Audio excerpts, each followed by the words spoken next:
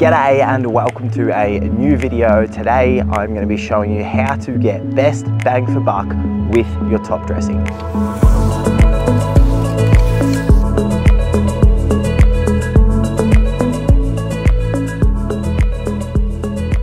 So I have just completed a full-scale renovation of this lawn where I scalped the lawn down to remove excess growth and thatch and material at the top. I used a scarifier to go across and dig up that thatch layer that stops air, water, nutrients penetrating the soil. I core aerated to pull out some material so that I could then top dress into those core holes and improve my soil profile because it's a little bit soggy out here throughout winter especially. Just casually also installed an irrigation system just to throw that all into the mix and make it really nice and busy.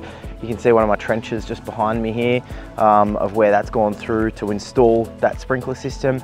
And then I top dressed, and I top dressed with about 5.5 cubic meters of beautiful triple washed sand. The goals for me with top dressing were to improve the leveling of my lawn. I've got little bumpy areas and certain areas that need to be fixed up. Clearly I had a bit of top dressing to do for my trenches where they were dug around the lawn, but I wanted to get it nice and level and flat because I think next autumn or late summer I want to do a heavy renovation and just for the fun of it crank down to a nice 10 or 12 mil cut just for a little while, just for something to do. Although a lot of my joy in lawn care comes from cutting taller 20-25 mil for nice stripes. Sand is not always the best thing to top dress with. If you've got similar goals to me, by all means, use some nice washed sand.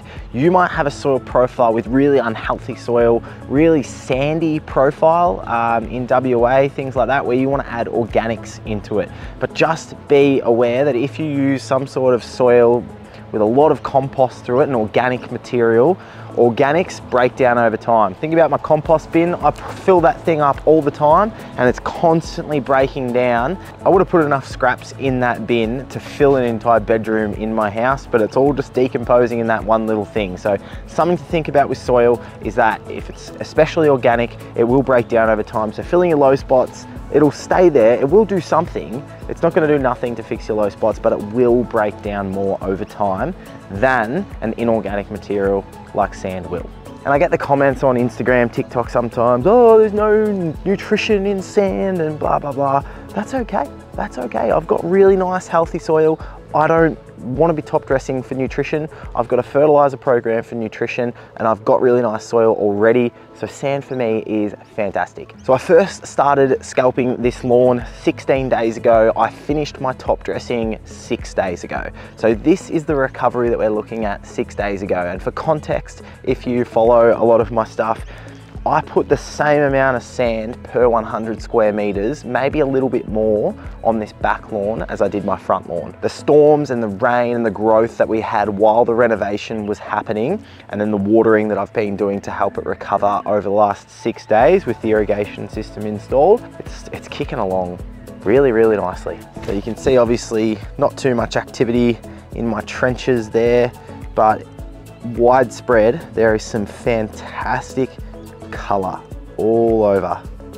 When I'm at the house, I look out and I go, wow, it's so green, it's so nice. But then you actually come out here and it's like, yep, still sand. Now I want to touch on two key points before I go into the main focus of today's video, because these are questions I get asked heaps.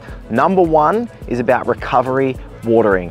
Now the aim should be to keep your lawn damp for most of the day, and then in the evening you want it to start to dry out because we do not want our lawns to be sitting wet overnight because that can promote fungal disease. For me, earlier in the week we had some really nice like 21, 22 degree days that were bright and sunny.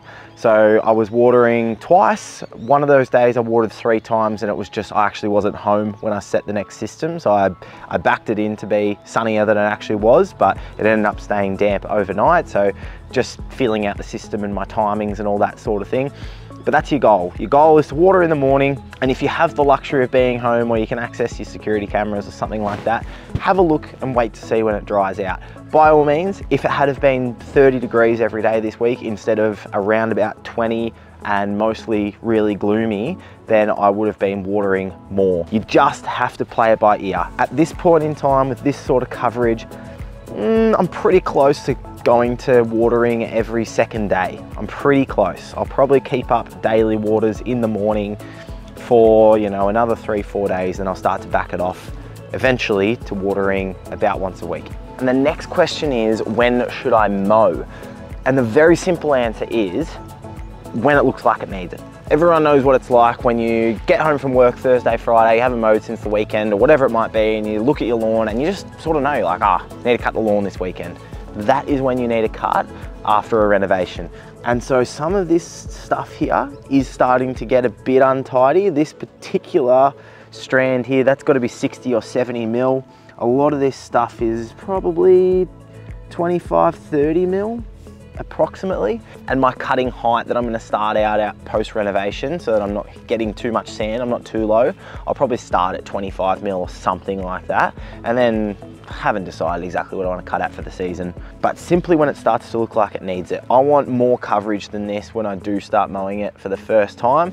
There's still a bit too much sand that if I'm walking over it with a mower, I'm going to be shifting around and stuff like that. So still want a few more days on this at least. I'll probably be doing it mid next week, I would say, 5-ish days time. We'll just see how it progresses. But quite simply, mow when it looks like it needs it. And that first mow will be one of my next couple of videos, maybe in the next video after this one. But a little bonus tip in advance is before you go and mow, water your lawn beforehand to settle down the sand that you've top dressed with, so you're not sucking it all up into your catcher. When your lawn is recovering in the lawn renovation process, you want to come out about this point. This sort of coverage right now, to me, is perfect, and it also works well with my schedule, which is great. But what's starting to happen is there's little bits out here that are starting to get quite crumbly as the lawn is trying to break through and push through that top dressing material. So what we want to do at this point in time is come back across with the leveling rake and push all of that stuff down into the canopy.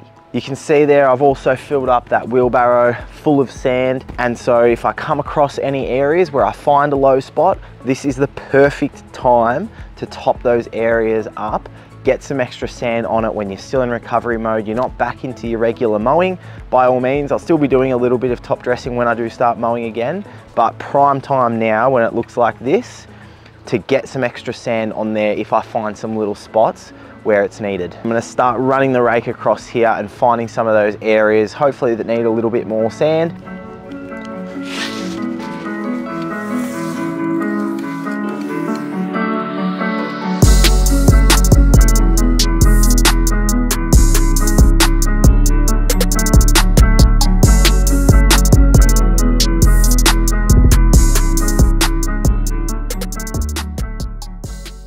Definitely makes the job a lot harder when the sand is wet, but look, sometimes you've just got to do what you've got to do when you've got time.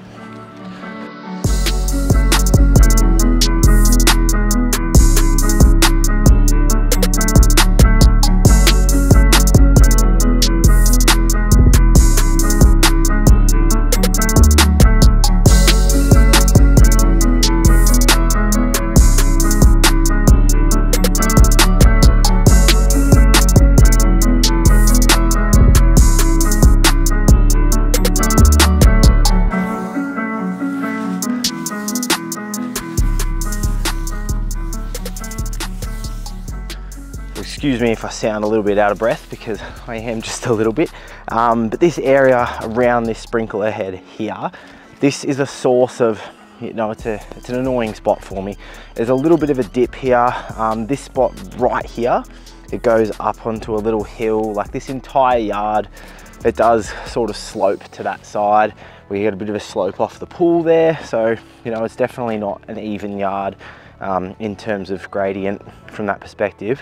But this particular area around here, because it drops off over that side a little bit too, so this is where a lot of my work needs to be done on particular annoying spots. And I feel like this area here is where some of my stripe patterns and, you know, where the mower can sort of get into those low spots and it can shift and be harder to control and, you know, might slant around a little bit more. So this area here is where a bit more work needs to be done. So firstly, there's a fair bit of crumbling there. So That's ultra satisfying to get that poking through. But I can see my rake, it's looking pretty good. It's looking pretty good. I did put in a heap there, just there, need a bit.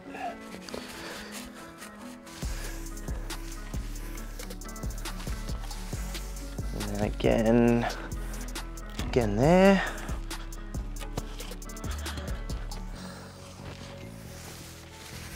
Now I'm not gonna obsess over this too much today because I'm not gonna set anything in stone, but I'll probably come and do this again. I don't know, maybe early next week. But, you know, this will seem super pedantic to some, which it is. It absolutely is. It will seem super pedantic, but it's one of those things where it's well worth your while to get best bang for buck with your top dress. There you go, lawn is a lot flatter than when I started half an hour ago. Really good to get that done, and really glad to get that done at this time of the process. Like I talked about earlier, this stage when you're not mowing yet and it's still growing through and you've still got patches to come across, find a few low spots, really helps out the whole goal of top dressing, which is to end up with a nice, flat, even lawn. So yeah, really glad to get that done today.